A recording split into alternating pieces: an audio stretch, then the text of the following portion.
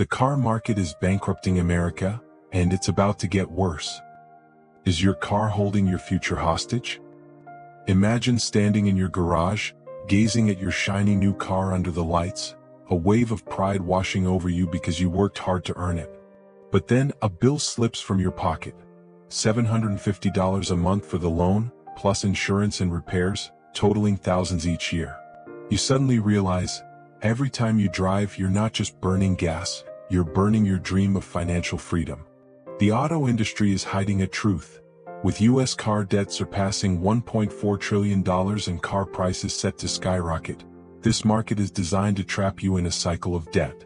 Do you ever feel weighed down by the cost of your car? Have you wondered why, despite earning a decent income, you can't save enough to live comfortably? Are you worried that with soaring car prices, high interest rates, and crushing loans, you'll be stuck in debt forever? If you're nodding, even silently, this video is for you. I'm Lydia, a 55-year-old former real estate agent from Atlanta, and I nearly lost everything because of the cars I thought would define my success. Today I'll share my story, from my obsession with new cars to impress clients, to the moment I realized I was being manipulated, and how I broke free from the debt spiral. Are you ready to face the truth? Stick with me because this isn't just about cars, it's about taking back control of your financial future. 10 years ago, you'd find me as a bustling real estate agent, cruising through upscale neighborhoods, dressed in sleek business attire, always ready with a professional smile. I worked tirelessly meeting clients, closing deals, and building a career I was proud of. My goal was to achieve financial freedom by 55, to slow down, enjoy short trips, and live without the constant worry of bills. I saved consistently, planned carefully, and believed I was on the right track. But my obsession with buying new cars, to maintain a polished image in real estate, plunged me into a dangerous financial spiral. In Atlanta, a car isn't just transportation, it's a statement of success. As a real estate agent, I believed a luxury car would make clients trust me more. When I drove them to view properties, I wanted them to see me as reliable, accomplished, and high class. In 2010, at 40, I walked into a Lexus dealership and bought a brand new RX 350 for $45,000. The salesperson beamed, "Lydia, this car will leave your clients in awe." I signed a 6-year loan for $760 a month and drove home, my heart swelling with pride. My husband Daniel nodded approvingly, "You look like a star." I thought, this is an investment in my career. Have you ever bought something because you believed it would boost your image? Did you feel a pricey item was essential for success? But that pride came with a steep cost. The $760 monthly loan payment ate up a huge chunk of my income. Insurance for the Lexus cost $220 a month, as it was classified as a premium vehicle. Gas, though not exorbitant, ran $90 a month. Then maintenance costs hit hard. A single air conditioning repair cost $2,000, just for a tiny electronic part. In the first year, I spent nearly $14,500 on the car. Money I could have funneled into savings. But I told myself, I need this car to keep my professional edge. Clients won't respect me if I drive something old. The auto industry seemed built to exploit that mindset. Ads on radio and TV blared constantly, special weekend deals, or drive a new car with 0% interest. Dealerships made me feel that a new car was mandatory to stay relevant. In 2015, when the Lexus started making odd noises, I returned to the dealership. This time, I was persuaded to buy an Audi Q5 for $50,000, with a 7-year loan at $780 a month. The dealer said, "Lydia, this car is a statement of success." I believed it, unaware I was stepping deeper into a trap. Everything unraveled in 2019 when I was 49. Atlanta's real estate market slowed, and my commission income plummeted. I went from earning $120,000 a year to just $60,000. One evening, I sat in our living room, laptop open, struggling to balance the budget. I'd planned to have $1 million saved by 55, enough for a comfortable, debt-free life. But when I checked, I had only $420,000, less than half my goal. It felt like a punch to the chest. I reviewed my expenses and realized that over the past 9 years, I'd poured over $150,000 into cars, loan payments, insurance, and costly repairs. $150,000. That was money that could have paid off our mortgage or grown in investments. I decided to check the value of my Audi Q5. After 4 years, it was worth only $25,000, but I still owed $40,000. I was upside down by $15,000. Selling the car would leave me $15,000 short of clearing the loan. I came across a USA Today article titled, "People Owe More Than Ever on Upside-Down Car Loans." It revealed that 1 in 4 new car buyers in 2018 had upside-down loans, owing an average of $6,838.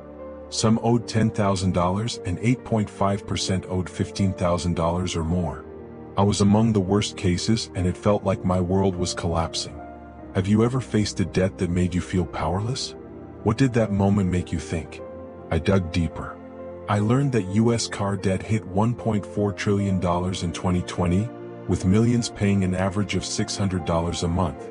According to LendingTree, in 2024, the average loan payment for new cars is $742 a month, used cars $525, and leases $600. Interest rates have soared. If your credit score is below 660, you could pay 10 to 13%, or even 15 to 20% for used cars. Electric vehicles, EVs, are riskier. Those trading in upside-down EVs owed an average of $10,000, up from $7,100 a few years ago. Edmunds reported that nearly 1 in 5 new car buyers pay $1,000 a month, a staggering figure. The USA Today article warned that car prices could rise 10 to 15% by 2025 due to inflation and chip shortages. I asked myself, where did I go wrong to fall into this trap? Do you feel like car costs are spiraling out of control? The financial crisis forced me to confront my mistakes. I realized I'd overspent because I believed a luxury car was the key to success in real estate. But the more I reflected, the more I wondered, why was it so easy to fall into these costly loans? I started researching the auto industry, reading articles, watching videos, and taking notes. What I uncovered made me both angry and enlightened. The auto industry uses sophisticated tactics to trap consumers. Ads play on your emotions, making you feel you need a new car to keep up with society. Dealerships push 7 or 8-year loans with high interest rates, so you pay minimal principal and mountains of interest. They tack on hidden fees, like $500 registration or $2,000 extended warranties, you don't actually need. I read that dealers target people with low credit scores, luring them into 15 to 20% interest loans, knowing they'll struggle to pay. Modern cars with complex tech like touchscreens and sensors have insane repair costs. A single LED headlight repair on my Audi cost $1,900. I realized I'd been manipulated by glossy promises. Have you ever felt car ads were deliberately tugging at your emotions? More importantly, I saw my own role in the problem. I'd let appearances dictate my financial choices. I thought clients wouldn't respect me if I drove a modest car. But in truth, no one cared. They valued my service, not my vehicle. I chained myself to debt over an illusion of success. In 2020, I resolved to change and save my financial future. The Audi Q5 still had a $40,000 loan, and I couldn't keep up with $780 monthly payments on my reduced income. Selling was impractical due to the $15,000 upside-down debt. Instead, I called my bank and negotiated a new repayment plan. I switched to a shorter loan with a lower interest rate, from 7% to 4%, even though it meant paying $900 a month for 3 years. I slashed all non-essential spending, no dining out, no shopping sprees, no vacations, and took on extra work to boost my income. By 2023, I cleared the $40,000 debt. Then I sold the Audi for $18,000 and bought a used Honda Civic for $5,500, paid in cash. The Civic was simple, fuel-efficient, and debt-free. Have you ever considered giving up an expensive item to ease financial stress? What holds you back? The biggest shift was in my mindset. I realized success isn't the car I drive, it's the peace in my heart. I stopped listening to new car ads, stopped comparing myself to colleagues with flashy vehicles. I focused on what truly mattered: saving, investing, and living my values. I learned to maintain my car at home, changing oil, checking brakes, using online tutorials, saving hundreds yearly. Daniel and I revamped our financial plan, investing more in savings, and in 4 years, we grew our fund from $420,000 to $970,000, nearly hitting our freedom goal. Are you ready to rethink what success means to prioritize your finances? Looking back, I made many mistakes. I let societal pressure and ads steer my spending. I thought a luxury car defined my worth, but it only brought debt and stress. I learned that financial freedom is worth more than any superficial image. Every dollar spent on cars was an extra day of financial worry. Every loan was a step back from my dream of a comfortable life. Have you ever looked back on a financial choice and wished you'd done things differently? Another key lesson was that the auto industry isn't your friend. From flashy ads to long-term loans, they want you to overspend.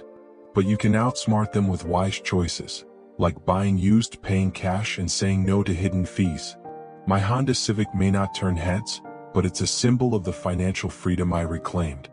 An advice for you. If you're worried about the car market and its impact on your finances, here's what I want to share. Keep your current car as long as possible. The most cost-effective car is the one you're driving. Pay off any debt and maintain it well to avoid new expenses. Can you stick with your car for a few more years? Buy used and pay cash. Avoid 7 or 8-year loans, they cost thousands in interest. A reliable used car like a Honda or Toyota saves a fortune. Are you willing to prioritize finances over appearances? Beware of dealership tricks. Don't fall for limited-time offers or low-interest rates. Read contracts carefully, reject hidden fees or costly warranties. Have you ever been tempted by a car ad's promises? Do your own maintenance. Learn to change oil, check tires, or do minor fixes with online guides. It can save hundreds annually.